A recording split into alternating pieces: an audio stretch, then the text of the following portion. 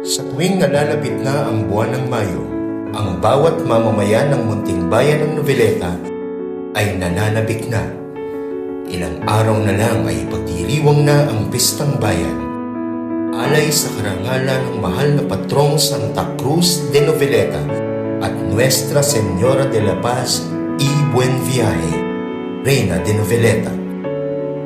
Masusing pagpaplano ang ginagawa para sa nalalapit na okasyon. Ilang araw nang abala ang lahat para sa pagkakabit ng makukulay na banderitas at arko. Lumalabas din ang pagkamalikhain sa pag-aayos ng iba't ibang disenyo at mga bulaklak. Tunay ngang malapit na ang Pistang Bayan.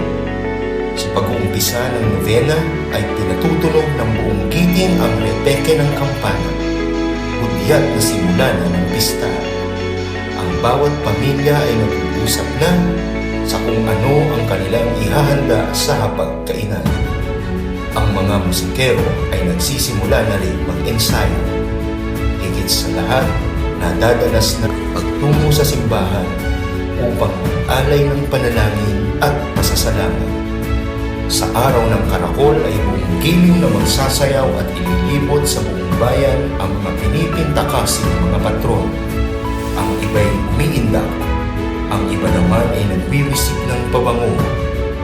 Ang iba ay nag-aagawan sa pagbubuhat ng mga andas ng mga patron.